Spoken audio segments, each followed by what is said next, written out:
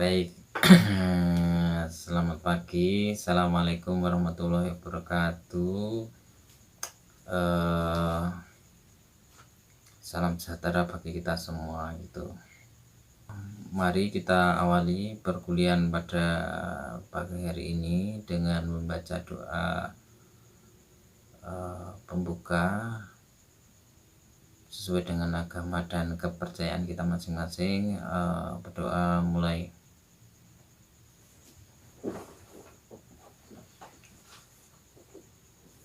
Cukup. Baik, terima kasih pada kesempatan pagi ini spesial yang memberikan perkuliahan untuk para mahasiswa S1 PGSD dari Universitas Muhammadiyah Surakarta. Ini saya Pak Suyoto beberapa minggu yang lalu sudah kenalkan bahwasanya saya datang di kampus Universitas Muhammadiyah Surakarta itu dalam rangka tugas dari dosen kami, saya dari mahasiswa Universitas Negeri Yogyakarta, jurusan Digdas, pasca sarjana gitu, dalam mata kuliah riset dan penelitian. Dan kemarin sudah dikenalkan juga terkait dengan ini saya Pak Suyoto dan beberapa teman, dan khusus hari ini itu saya akan menyambung materi yang telah disampaikan Pak Arief Cahya-Utomo sebelumnya gitu, tentang mata kuliah kajian kurikulum pendidikan PKN gitu. Selanjutnya pada pertemuan kali ini memang kita masih dalam situasi pandemi, dan kali ini saya akan memberikan kuliah secara online gitu melalui video ini, dan harapannya nanti bisa berguna gitu, bisa standar seperti sebelum masa pandemi, karena kuliah daring ya sudah diputuskan oleh pemerintah maupun dari kampus Muhammadiyah Surakarta gitu. Baik, Mas Mbak, saya manggilnya Mas Mbak semua ya. Jadi kalau bicara tentang PKN ya di pendidikan guru sekolah dasar itu memang saat ini pelajaran PKN itu sangat strategis ya. Kenapa kok strategis? Karena memang kurikulum kita tahu kurikulum 2013 itu menurut saya adalah kurikulum yang mengajak tidak hanya pinter secara kognitif tapi juga pinter secara afektif ataupun karakter, ataupun secara spiritual, secara sosial maupun berkarakter, dia menjadikan anak didik kita itu berbudi pekerti, sehingga salah satu pelajaran di SD itu adalah PKN dan agama itu sangat strategis untuk mewujudkan kurikulum karakter lah. Nah, kita tahu sendiri ada kurikulum kita itu memang dirubah ya, karena memang selama ini banyak evaluasi ya, misalnya kayak selama ini banyak korupsi, terus kalau di kalangan pelajar itu dan banyak tawuran, banyak perilaku tidak jujur, menyontek, dan juga perilaku amoral lainnya yang ada di masyarakat. Nah, maka dari itu memang sangat tepat ketika kurikulum 2013 itu hadir untuk saat ini, agar merubah bangsa Indonesia menjadi bangsa yang pintar tapi juga berkepribadian atau berkarakter gitu ya. Nah, itu memang tepat. Dan kali ini saya akan menyampaikan tentang terkait dengan kurikulum di PKN sendiri ya, dasar-dasar, sehingga nanti ketika saya akan menyampaikan materi ini, Mas Mbak semua itu semakin mantap untuk mengkaji kurikulum gitu. Dan yang jelas memang ketika Mas Mbak kan calon guru SD ya, harapannya saudara bisa matang ya, secara matang, secara kemampuan guru kan ada 4, profesional, kepribadian, sosial maupun pedagogi itu harus matang gitu. Kalau kita lihat di mana Permendikbud nomor 2000 tahun 2006 bahwa mata pelajaran PKN itu memiliki ada jelas garis tegas ya. Tujuannya adalah yang pertama berpikir kritis, rasional, kreatif menghadapi isu-isu kewarganegaraan. Jadi memang diharapkan peserta didik itu memiliki kemampuan dalam hal secara kritis ya. Kritis itu selalu, kalau kita lihat selama ini harus kritis, mungkin ada yang salah itu selalu usul mengingatkan dan sebagainya. Terus rasional ya, yang jelas rasional itu kita itu berpikir tentang secara logika yang benar ya. Terus juga kreatif ya, jadi kreatif gitu ya dalam menghadapi isu kewarganegaraan gitu. Mungkin selama ini musim pandemi COVID-19 itu yang melanda bangsa Indonesia ya, tentu isu-isu yang digulirkan ya, kebijakan-kebijakan itu harus kita tanggapi dengan baik, harus kritis. Kalau memang pemerintahnya memang kurang baik, kita kritis dengan cara yang baik, bahasa santun. Nah itu yang diharapkan. Nah jangan sampai terjadi ketidakkritisan ya. Mungkin beberapa negara di luar negeri yang mungkin sistem pemerintahnya otoriter, ataupun Indonesia sebelumnya juga mungkin punya pengalaman yang sebelumnya mungkin bangsanya kalau demokrasi kurang dijunjung itu juga seperti itu. Nah selanjutnya yang kedua, berpartisipasi secara aktif, bertanggung jawab, bertindak secara cerdas dalam kegiatan bermasyarakat, berbangsa, bernegara, serta anti korupsi. Lah ini jelas bahwa diharapkan peserta didik itu mampu bertanggung jawab gitu ya terhadap segala apa yang telah dilakukan gitu. Terus karena selama ini banyak orang yang tidak bertanggung jawab dengan keperilaku ataupun kelakuannya gitu, dan bertindak secara cerdas dalam kegiatan bermasyarakat. Jadi berpikir cerdas itu juga penting dalam bermasyarakat bangsa, dan juga anti korupsi ya. Nah jadi korupsi itu memang penyakit yang sama-sama menipu, membuat, intinya adalah bicara tentang finansial, keuangan gitu ya, mengambil yang bukan haknya dan juga pengen kaya dalam waktu cepat gitu ya. Nah itu korupsi. Nah itu haknya orang lain. Nah beberapa sekarang sudah ada KPK itu juga salah satu untuk cara menanggulangi korupsi lah. Bagaimana bangsa itu tidak terjadi korupsi, sehingga nanti benar-benar bangsa itu benar-benar bisa bebas dari korupsi lah. Terus yang selanjutnya ada berkembang secara positif dan demokrasi untuk membentuk diri bersama karakter bangsa agar dapat hidup dengan bangsa lainnya. Kita harus selalu berpikir positif ya terhadap yang ada ya, jangan negatif thinking ya. Jadi dan demokratis ya, selalu bersifat demokratis agar dapat hidup bersama dan dengan bangsa lain. Sekarang ini kan era demokrasi ya, tentunya kita harus ini kalau di Indonesia negara hukum ya, tentu harus selalu diteruskan ya, tradisi hukum apapun demokrasi yang baik ini harus kita lanjutkan gitu. Kita harus berpikir positif, jangan sampai ini, karena memang kalau kita lihat ya pemilu dan sebagainya itu ada negatifnya, yaitu terjadi polarisme, ada perbedaan pendapat, perbedaan pilihan gitu ya. Kayak Pilpres 2019 kemarin juga ada pilihan ya antara 01, 02 itu sampai sekarang juga masih ada yang benci gitu ya, masih belum move on bahasa kerennya gitu. Nah yang keempat, berinteraksi dengan bangsa lain dalam percaturan dunia secara langsung atau tidak langsung dengan memanfaatkan TIK.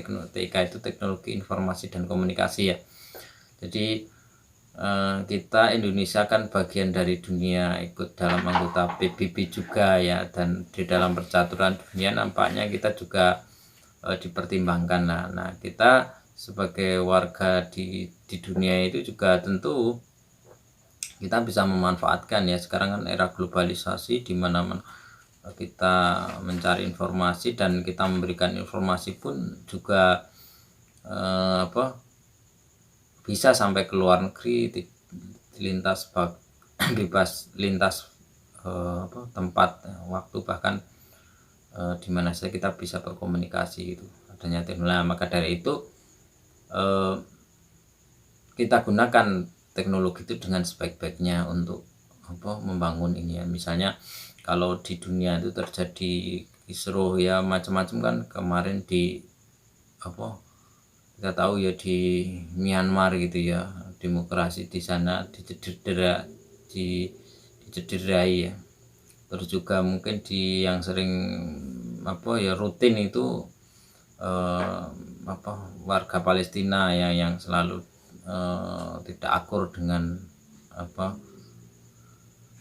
Israel ya, itu karena perebutan tempat ataupun tempat ibadah ya di kota Yerusalem gitu. Nah itu termasuk kita sebagai bangsa Indonesia ya harus membela, selalu terdepan untuk bagaimana itu mengajak supaya bangsa lain itu, terutama PBB, untuk bersikap secara bijaksana. Selanjutnya kita ngomongin struktur kurikulum SD ya. Kalau bicara tentang kurikulum SD itu di sini ya jelas bahwa misalnya memang kalau SDM itu kan ada 8 pelajaran ya, muatan lokal dan pengembangan diri ya.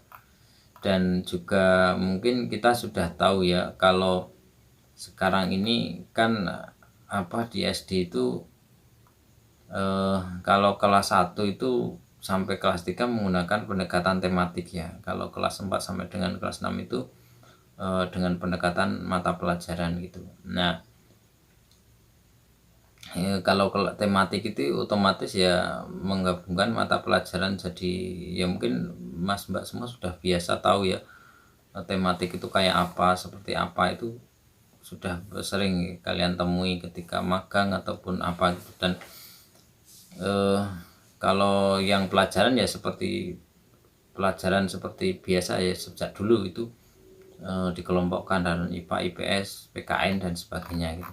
Nah di sini jelas bahwasanya adanya perubahan kurikulum itu juga akhirnya pelajaran PKN itu juga semakin banyak gitu jamnya. Kalau kita lihat ya menurut Permendikbud tahun 2000 nomor 22 tahun 2006 itu kan ruang lingkup PKN itu ada 8 ya. Jadi ada 8 materi ya, 8 materi yang itu bisa dikembangkan gitu ya. Dan mungkin besok Mas Mbak semua kan calon guru, dan pasti nanti ada mata kuliah pilihan yang khusus untuk mata pelajaran konsentrasi PKN ini. Juga nanti juga akan kita fokus bagaimana mengelola pembelajaran PKN itu dengan baik. Nah dari ke-8 materi itu ada yang pertama adalah persatuan dan kesatuan ya. Jadi persatuan dan kesatuan itu juga masuk materi utama yang meliputi hidup rukun dalam perbedaan, cinta lingkungan, bangga sebagai bangsa Indonesia, terus juga Sumpah Pemuda, keutuhan negara NKRI, terus berpartisipasi dalam pembela negara, sikap positif terhadap kesatuan Indonesia, keterbukaan dalam jaminan keadilan. Nah itu termasuk persatuan dan kesatuan.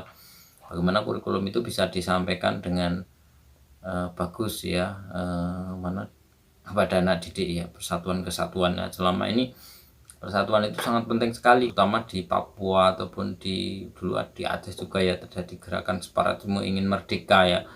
Dulu pernah Timur juga lepas lah, itu persatuan kesatuannya memang waktu itu memang kurang gitu. Kita itu bersatu, berbeda-beda tapi satu juga Indonesia itu. Jadi persatuan itu sangat penting ya gitu. Nah Mas Mbak itu bagaimana mengajarkan persatuan dan kesatuan kepada anak didik itu sangat penting sejak dini, sehingga kita penting. Nah kita lihat dulu para penjajah kita itu para penjajah negara itu karena kurang bersatu, sehingga otomatis akan gampang dikalahkan gitu. Kalau bersatu kita akan kuat gitu ya. Terus yang kedua, norma hukum dan peraturan. Nah, ini juga setelah reformasi sangat penting sekali ya. Norma hukum peraturan itu juga selalu harus ada gitu.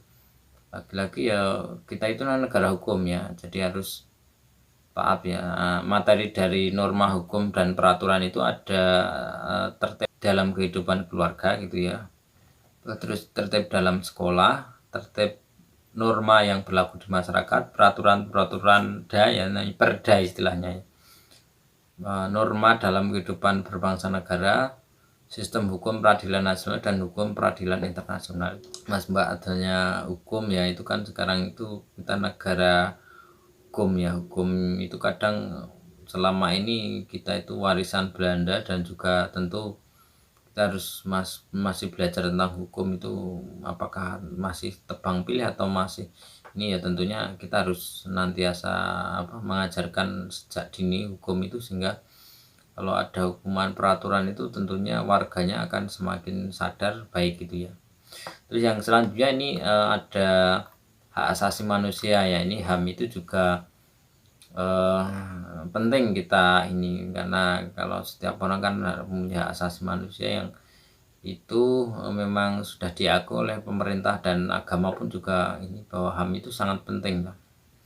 Nah, materi HAM itu ada hak dan kewajiban anak, hak kewajiban anggota masyarakat, instrumen nasional, penghormatan dan pelindungan HAM ya. Nah, itu penting ya. Sekarang ini hak asasi manusia itu sangat dijunjung tinggi ya. Coba kalau tanpa adanya HAM itu orang itu semena-mena gitu ya. Terus yang keempat itu kebutuhan warga negara meliputi gotong royong, harga diri sebagai warga masyarakat, kebebasan berorganisasi, kemerdekaan mengeluarkan pendapat, menghargai putusan bersama, prestasi persamaan kedudukan warga negara. Nah, ini penting ya, kebutuhan warga negara itu sangat penting juga.